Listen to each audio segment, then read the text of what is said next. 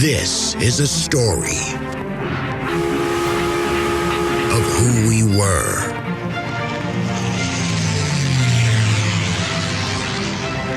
how we got here. Houston, the Eagle has landed. Roger, Tranquility. And where we are going.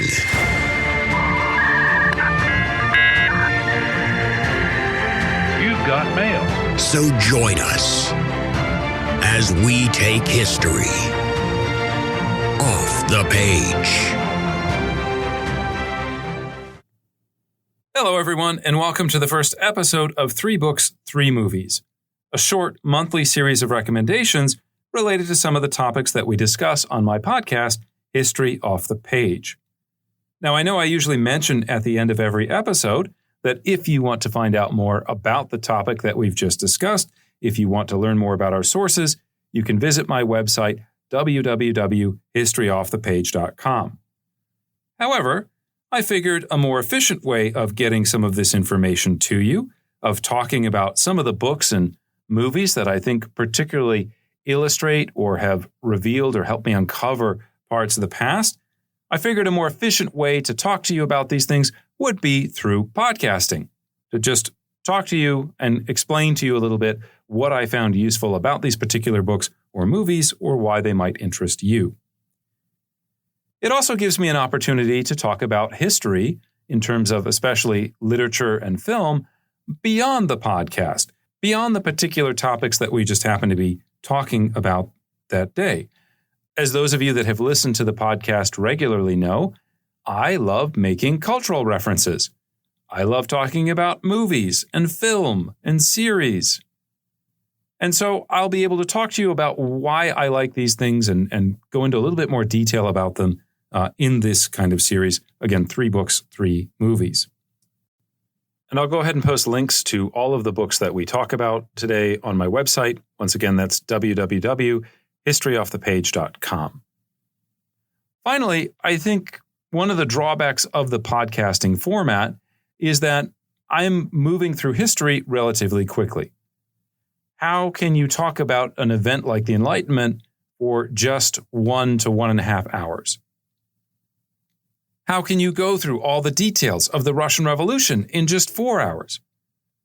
There isn't a level of depth because we kind of have to move quickly because we're talking about so many important events and so many broader connections.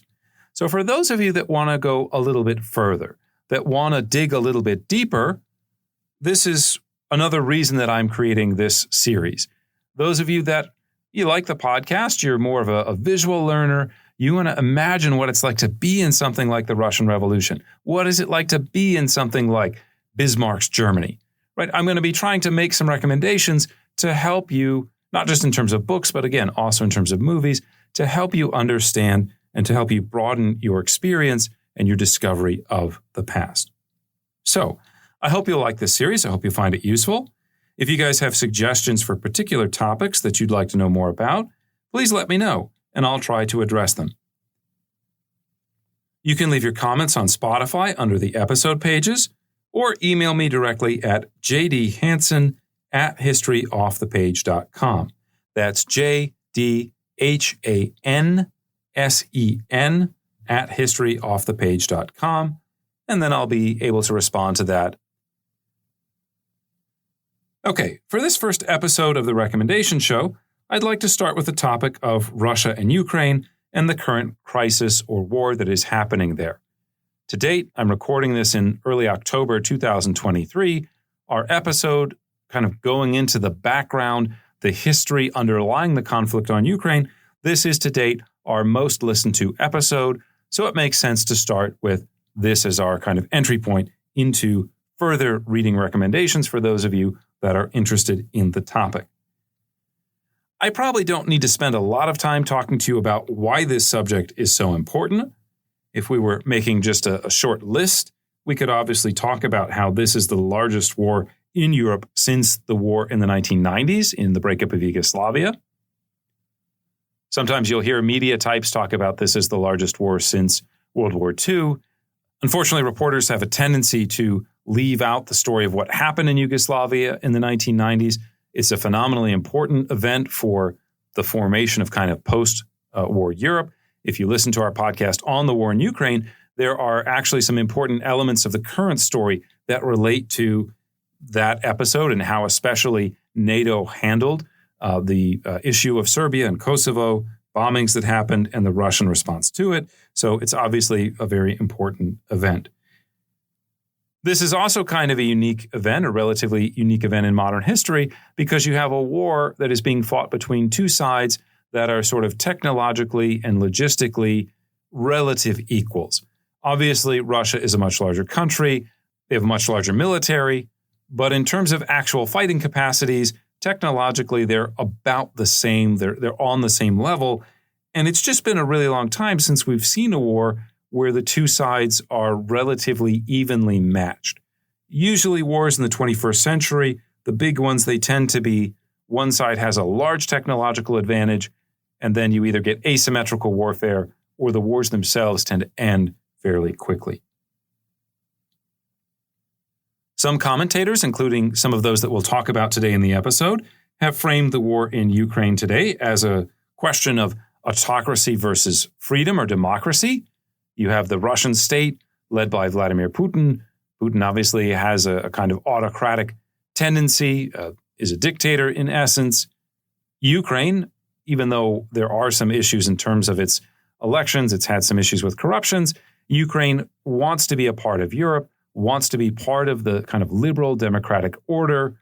And so there's a tendency to look at this conflict as a proxy fight, not just between the United States, one might say, and Russia, but in the broader sense of autocracy versus democracy, or even liberalism, if you want to call it that, classical liberalism.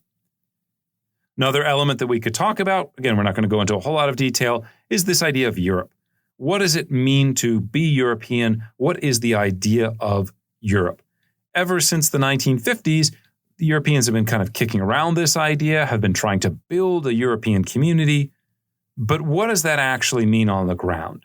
What kind of teeth or what kind of strength, if you want to think about it that way, does Europe as a community have? The war in Ukraine, one could argue, is testing this and is in some ways, if you think about testing doesn't always mean that you fail. Sometimes it makes you stronger. Sometimes it crystallizes or clarifies the importance of things. So are we seeing today not just the kind of initial birth, but in some ways the maturation or the growing maturity of the European community and its emergence almost independently in some ways of the United States? Finally, if you're a military historian, if you like kind of studying the history of technology and warfare, we're also seeing history unfold before our very eyes. The war in Ukraine is not just about artillery and soldiers and tanks, although that is part of the story, but it's also about drones. It's also about, can we maintain internet access for our soldiers? It's also about the propaganda battle that now plays out on social media. The influence wars, if you want to call it that. So we're really seeing in Ukraine not just a story of fighting between Ukraine and Russia, but there are broader, longer-term kind of events that are playing out before our very eyes. And so I think this makes this such a fascinating topic to look at from a historical perspective. Okay, so if you've been following this topic, you'll know that the two most prominent academics appearing in traditional American media on the subject are Yale professor Timothy Snyder and the American-Polish journalist Anne Applebaum. Snyder is, of course, a prolific author who specializes in Eastern European history. Some of his early works, such as the 2003 Reconstruction of Nations, Poland, Ukraine, Lithuania, Belarus, 1569 to 1999, were actually quite significant. In this case, the Reconstruction of Nations is an early example of historians trying to examine the region, but in a transnational fashion. Basically, if you look at a lot of scholarship in the 1970s, 80s, into the very early 90s, there's a tendency to look at the nation as being the kind of primary, natural organizing unit of human history.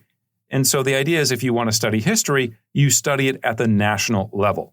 If I'm interested in Polish history, then I need to learn Polish. I need to go to Poland. I focus on Polish sources, and I talk about the Polish nation state and developments within and without perhaps the Polish nation state relevant to it. One of the things that began to happen towards the end of the 20th century is that people became more and more interested in what we as historians would call transnational history. This is the idea of saying, if I want to study Polish history, it's not just people living in the region and they're Polish and they, where the borders end, that's where their lives end. Quite the opposite. There is a very rich experience of peoples and developments, economic trends moving across borders. And we need to kind of reframe our focus away from just the idea of the nation state. And so Snyder's early work fits within this. He's looking at Eastern Europe, not in terms of just a particular state, but he's looking at Eastern Europe as a sort of regional network and looking at the various peoples within it. Now, Snyder's big breakthrough actually came in 2010 with the publication of Bloodlands, Europe Between Hitler and Stalin. The book, again, basically tried to take a transnational approach to Eastern European history. Instead of writing a book about Stalin and his crimes in the Soviet Union and communism, or looking at Hitler and his genocide, anti-Semitism, the Holocaust, what if we put those two into dialogue with each other and looked at them as events unfolding within the same historical space at the same historical time? And so the book does a great job pointing out the enormous loss of life that occurred in the area of Eastern Europe over the course of the two world wars. Now, although this book became a bestseller, one could argue that there really wasn't that much new in it. It was kind of like a kind of well-done Hollywood remake, one could argue. Think about someone like Luke Combs covering Macy Gray's Fast Car. If you listen to it, there's not really a whole lot that's new or innovative about it, but it made us go back and think about the original song and appreciate some of the ideas even more. So that's not to say it's not well written or interesting. It just isn't very path-breaking in my opinion or the opinion of many historians. Where Snyder has really found his voice as a public historian, one could argue, has been since 2016, when the increasing popularity of authoritarian government inspired a couple of publications, including On Tyranny, The Road to Unfreedom, and more recently he's made public lectures on Ukrainian history available in support of the Ukrainian state.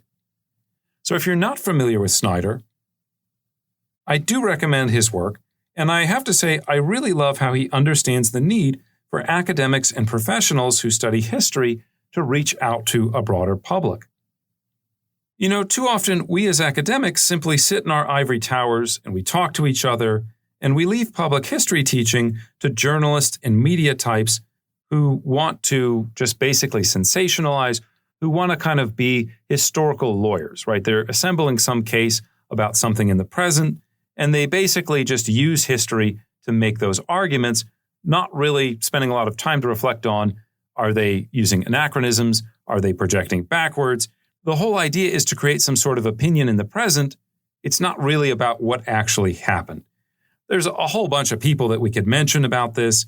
If you follow American politics, there's something called the 1619 Project that tried to argue that America is just about slavery. There's also a counter to that called the 1776 Project that tried to argue that basically America is perfect, and there's all kinds of projections involved in it. And it's people basically fighting contemporary political battles, not looking at the history of what actually happened. So I really, really love and appreciate Snyder's effort to be a historian who talks about these issues to the broader public. Now, Snyder obviously has a political perspective. These books that he's writing are, about contemporary events, and he has a perspective that he is in some ways trying to convince the audience of. But I would argue that he does this from an ethical perspective, right? He looks at the history and he tries to help us understand the history. And that's goal number one. The politics of it, I would argue, come second. So even though these aren't the books that I'm necessarily recommending to you for this episode of 3 Books, 3 Movies, I would start by saying, if you haven't read any of Tim Snyder's work, it is excellent and I would recommend it. Now, the other big media figure out there that talks a lot about Ukraine, that shows up on a lot of the popular shows on TV, is, of course, as I said, the American-Polish journalist Anne Applebaum, who has written several award-winning books on Russian and Soviet history. Now, like Snyder, there's a lot to like about Applebaum's work. She is a great writer. She's clearly spent a lot of time researching these topics. She has spent time in the archives. She is fluent in the languages. And again, she is trying to engage the public on historical issues. And again, I would argue from an ethical perspective. She's probably best known for her 2003 book, Gulag, A History, which actually won the Pulitzer Prize. Another very popular book today by Anne Applebaum is her 2017 book, Red Famine, which detailed the planned starvation of peasants in the Ukraine in the 1930s, an event that we historians refer to as the Holodomor. If you're interested in this topic, I talk about it in my episode on basically Stalin's Soviet Union. We also talk about it a little bit on our podcast episode on the war in Ukraine as well. Now, both of these books are thoroughly well-researched and really help readers get a clear sense of what life was like in Stalin's Soviet Union. But, also like some of Snyder's work, I should point out that Applebaum's is also not really that revolutionary. She won the Pulitzer Prize, which is great. She wasn't the first person to ever write about the Gulag, or later on, obviously, to write about the Holodomor. A very popular author who wrote about this in the 1980s, for example, is a guy named Robert Conquest.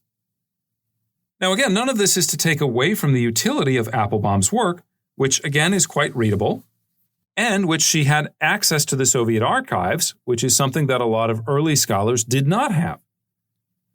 I'm just pointing out that there is more than just her work or, frankly, Snyder's. If you want to get to a deeper level of analysis, if you want to understand even better what's going on in Ukraine and Eastern Europe today, there are other authors out there that offer a very powerful avenue, that offer very powerful insights into that. So we need clarity and overviews and updates, but sometimes one could argue that more depth is also really helpful too. So having said all that, let me make my first recommendation for understanding the war in Ukraine, which is Paul Dinieri's Ukraine and Russia, From Civilized Divorce to Uncivil War. This was published by Cambridge University Press in 2019. Dinieri is a professor of political science and public policy at the University of California, Riverside, who specializes in Ukrainian politics. So this topic is kind of right up his alley, as you might expect. Now, Dinieri has also gotten involved into a number of administrative roles. He is not just an academic. But this book is by far and away, I would argue, the best, clearest entry point into the recent history of Ukraine and how that relates to the current crisis. Anyway, Ukraine in Russia basically focuses on the Ukrainian and Russian relations since the breakup of the Soviet Union in 1991. It goes into a lot of detail about the particular points of tension over the years between the two camps, including things that predate Vladimir Putin.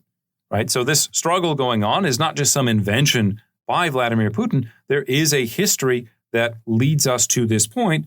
And as I said, Dinieri's book really kind of helps excavate this history for us. One of the reasons that I very much enjoyed reading this book is that it eschews a lot of the polemics that one usually finds in discussions of the relationship between the two, especially this kind of Western versus Russian mindset that a lot of people seem ready to divide the country into. What I mean by that is not the perspective of Western commentators, or obviously Russian commentators, but I mean when people look at the question of nationality in Ukraine itself, it is a trap to fall into this idea that there are two types of people. One are Ukrainian nationalists, and they just want to be separate, and they just want to be part of NATO and part of the EU. And the other are basically Russians who happen to live in Ukraine, who want to be a part of Russia, who are ready to secede, who are kind of uber nationalists. There is, or at least there was before 2022, quite a bit of nuance in this story, in this situation. One of the things that you find if you read this book is that there are a lot of Ukrainians that are pro-Russian or would describe themselves as pro-Russian, but they still want the idea of Ukrainian independence. They want a close relationship with Russia. They want an alliance. They want close economic ties. But that doesn't mean that they think about themselves as just being Russians and they just are kind of, Vladimir Putin's puppets and they just want, the war to succeed. They just want to be annexed. There are a lot of levels of complication to this. There are a number of people living in Ukraine who would say, yeah, my mother tongue is Russian, my culture is Russian, the television that I want to watch is Russian, I root for Russia in the Olympic Games just as much as I do Ukraine. But that doesn't mean that politically they want to be annexed or that they're willing to go to war over it or that they are Russian separatists. So the book does a really great job of elucidating this and helping us understand how even some of the most pro-Russian politicians like Viktor Yanukovych are not just kind of nakedly there saying, yes, I'm here to be a Russian puppet. Now, the book also does a great job historicizing the conflict, showing how some of the things going on in the 2010s had precedence in the 1990s. This would include local Russian separatist movements, which again predate Vladimir Putin. A rejection by many Russians of Ukrainian claims to Crimea, which was only awarded to the Ukrainian sort of state in 1954 by Nikita Khrushchev. There are plenty of examples that predate Vladimir Putin of Russian politicians warning the West that the Ukraine is a part of Russia's sphere of influence. Even some of the biggest critics of Vladimir Putin today, people who criticize the 2022 invasion, if you go back to the 1990s, they are talking about a special relationship, the need for the rest of the world to kind of recognize Russian spheres of influence. And so again, this book is great because it helps excavate the history. It helps us understand the roots of the current crisis that go beyond just kind of immediate, off-the-cuff political decisions made by contemporary leaders.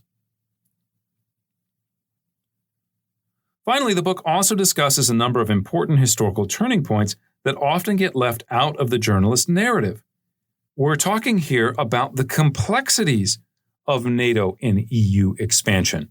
It's not just the story of NATO wants to expand eastward, NATO wants to keep fighting the war. No, these are oversimplistic explanations. This book does a great job of helping us understand, again, what's going on behind the scenes, why NATO is not willing to fully expand in 2008, why some Ukrainians want to be part of NATO, why some of them don't, right? Again, it goes into a lot of the details here.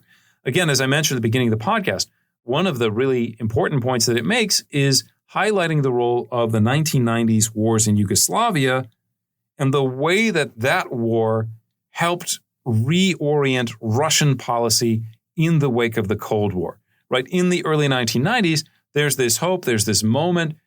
The United States and Russia will work together to try to solve world problems instead of being antagonists to each other. Right before the breakup of the Soviet Union in 1990, the Soviet Union and the United States are on the same side in the first Gulf War. And one could argue that it's the breakup of Yugoslavia and the way that Russia is treated during that starts to reorient Russian thinking about what the post-Cold War world will look like. Of course, there's also a lot in the book about other major events, the 2004 Orange Revolution, the Maidan protests, the expulsion of Viktor Yanukovych in 2014. There's a lot in this book that will help you understand contemporary Ukrainian and Russian relations. So again, if you haven't noticed, I strongly, strongly recommend reading this book. Second book that we could mention is also about Ukrainian history, but instead of taking the sort of short-term look, it takes a long-term view of it. This book would be Serhiy Plokhy's 2015 textbook on Ukrainian history, The Gates of Europe. Now, Plokhy is a professor of Ukrainian history at Harvard who grew up in Ukraine, where he completed his doctoral work in history. He's published several books on the subject, including one just this year on the war in Ukraine.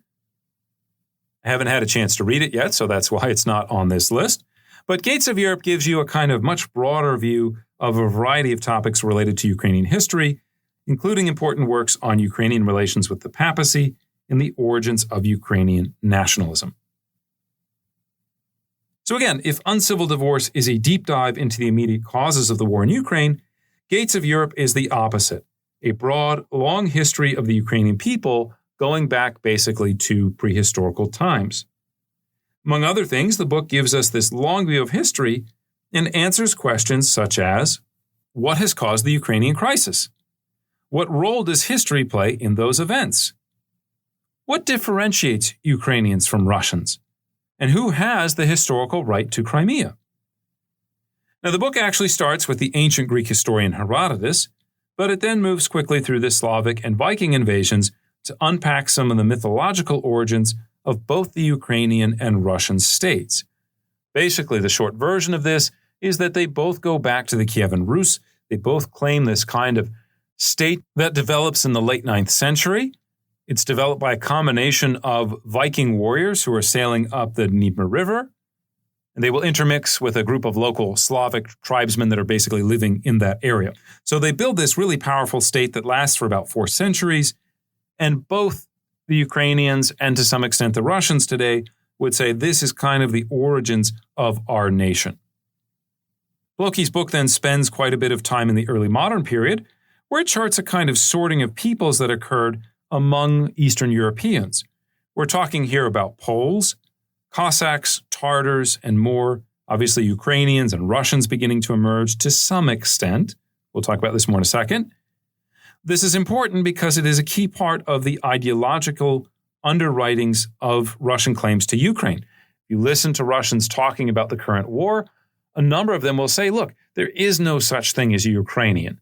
A Ukrainian is a Russian with a slightly different dialect. And so if you want to understand why this happens or where this comes from, you have to go back and understand the period of early modern history when Ukrainian lands were essentially divided among some of the great multinational empires.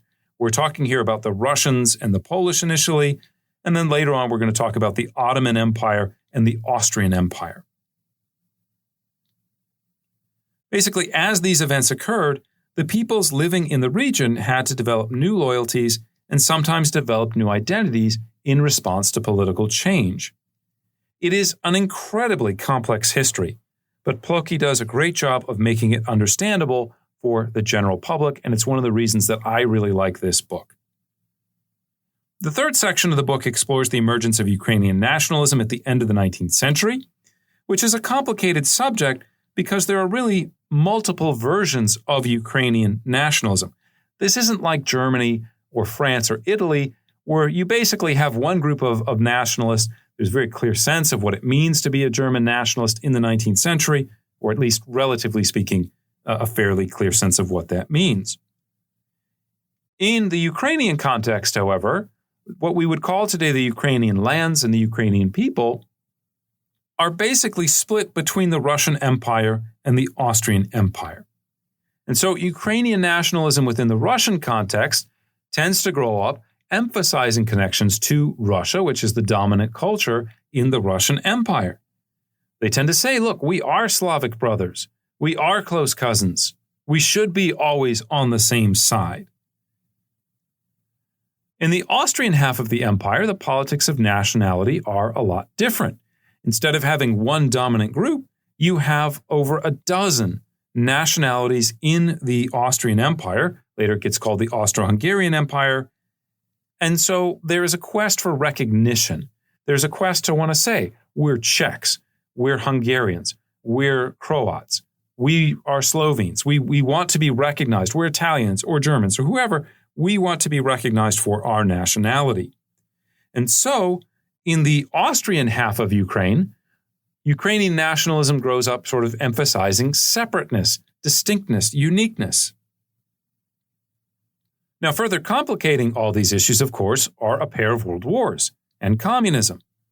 And so we get this kind of incredibly complicated history where there are multiple Ukraines, there are different movements, different voices, different people claiming to speak on behalf of the nation. And Plokhy's book does a great job of kind of walking the general public, the general reader through this history, helping you understand, okay, who are the people speaking out for Ukraine? What is their perspective? Where do they clash? Why do they change? When do they make alliances? And so again, if you're trying to understand the situation in Ukraine today, I highly, highly recommend this book. As again, it doesn't just help you understand the Ukrainian side of the story, but it's really going to help you get the Russian perspective as well. Now, I haven't read his new work on the Russian-Ukraine war. My guess is it's probably pretty good, but I will reserve judgment on it until I've had a chance to sit down and read it. Finally, you really can't understand the origins of the current conflict if you don't also get the perspective, not just of Russians in general, but if you don't understand the context in which Vladimir Putin comes to power, and in particular how he has evolved once he has taken power. And so the third book that I'm going to recommend is basically about Putin.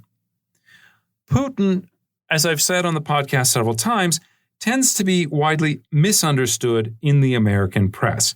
On the one hand, you get a large version or a large group of the press that kind of describes Putin as some kind of James Bond uber villain genius who's been playing three-dimensional chess all along, outsmarting his Western rivals, and he's kind of bent on global domination. And so you get this sense of like the kind of master, again, puppeteer, the master chess player. You know, he's controlling everything. He's thought everything through. He's kind of this evil genius. On the opposite side of things, if you look at Americans who have become increasingly, I would say, sympathetic to Russia, maybe not fully pro-Russian, but sympathetic to Russians and the Russian cause, the way that Putin is described by them is he is some super devout, kind of traditional conservative. His leadership is basically all about defending the values of Western and Christian civilization. He's fighting against godless modernism, wokeism, the sexual identity, LGBTQ, all of these kind of things that are associated with a sort of contemporary modernity that some people in the United States and Europe reject and argue against. Which, if that's your position, fine. You're totally welcome to your own opinion. I would just say that Putin is much more complicated than this, and that his embrace of the kind of defense of Western civilization, that this is a very cynical approach, that it's developed actually only in late 2011 as a response to protests. I would argue that Vladimir Putin is really just a very ruthless politician, and he has a penchant for gambling. He will see moments, he will see opportunities, and instead of kind of thinking about the consequences, instead of saying, I got to be risk averse, as many Western politicians are, he says, I'm going to push the boundaries. I'm going to gamble. Okay, there is this revolution going on in Ukraine. There is some separatism bubbling up in Crimea. Let me put my foot on the scale. Let me try to annex this territory because the moment is there, and we'll see what the consequences are later. I'll deal with tomorrow when it comes.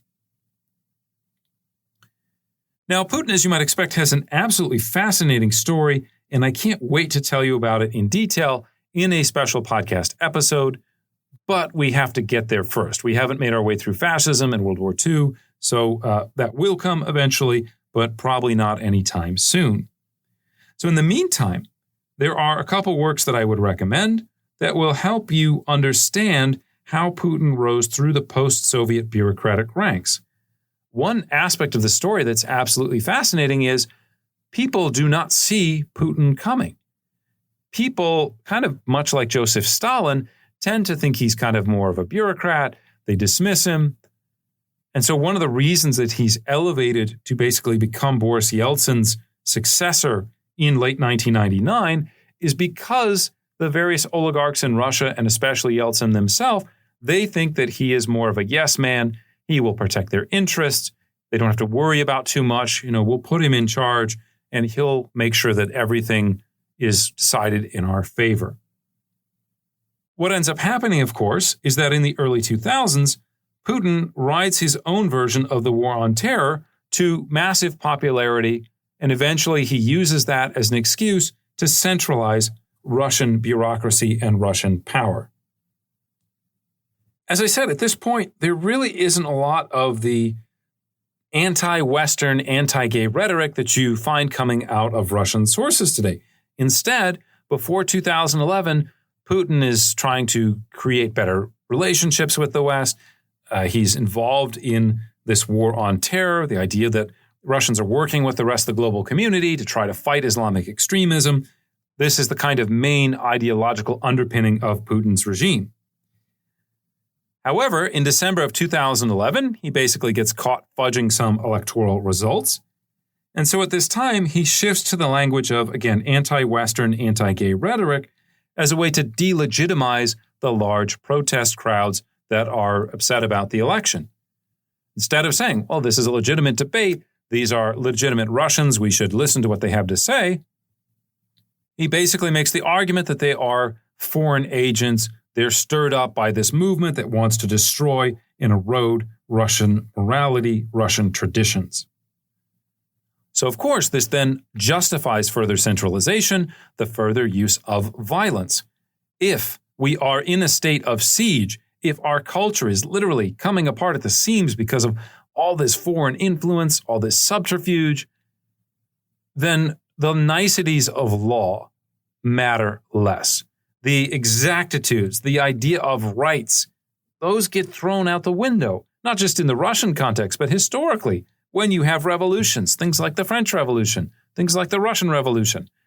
When you reach this time of crisis, the specific elements of law get thrown out.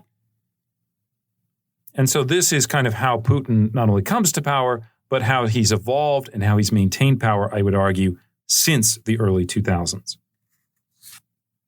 At any rate, Putin's rise is a fascinating topic, and the Russian journalist Masha Gessen's Man Without a Face is a great entry point into this subject. Gessen is a Russian-American journalist who left the Soviet Union as a teenager in the 1980s, but Gessen then moved back to Moscow in 1991 and thus personally witnessed or lived through many of the events that they describe in the book. Anyway, the book begins with a brief look at Putin's rise to the Russian presidency in 1999, as well as his expansion of presidential powers during the Second Chechen War. It also includes chapters on Putin's early years, his KGB service, and his rise in the Russian bureaucratic ranks in the 1990s under St. Petersburg Mayor Anton Sobchak. One can also read about the various scandals, the poisoning of dissidents, the arrest and confiscation of the assets of rival oligarchs, foreign critics, and more. Again, this is not the be-all, end-all of all books about Vladimir Putin, but it is a really good kind of biography. It helps kind of hit the high points, doesn't get too much into the psychology of everything, but it gives you a good overview of who Vladimir Putin is and where he's come from.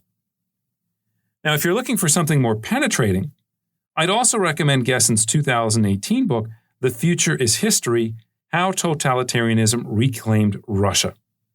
Now, this is not for the faint of heart. This is an almost 500-page book that follows the lives of 4 Russians through the end of communism and into the present day. Another work that I would recommend is Arkady Ostrovsky's The Invention of Russia: The Rise of Putin in the Age of Fake News. Now, this book does something similar to Gessen's Man Without a Face, focusing more on the evolution of Russian-Soviet media throughout this period of Putin's takeover. But both of them, I would argue, are excellent studies that try to answer the question of what went so badly wrong in the 1990s. Why did the post-Soviet Russia not evolve into a liberal democracy, as happened, one could argue, in Poland, Hungary, other parts of Eastern Europe? Of course, we can stick an asterisk on that with Poland and Hungary because now they're kind of becoming illiberal democracies. But the basic idea is, why didn't Soviet Russia or post-Soviet Russia move in the same direction that a number of other Eastern European states did? These books that I've mentioned by Gessen and by Ostrovsky, they help us understand and answer this question. All right, well, that's going to do it for 3 books. I hope you've enjoyed it. You can find these works through most online booksellers, and I'll post links to them on my website, www.historyoffthepage.com. If this is the first time you're listening to one of my podcasts, you can also check out other episodes on modern European history, including episodes on the origins of the war in Ukraine and the Russian Revolution. They should be available on the streaming service of your choice. So once again, thanks for listening, and I hope you join us next time as we take history off the page.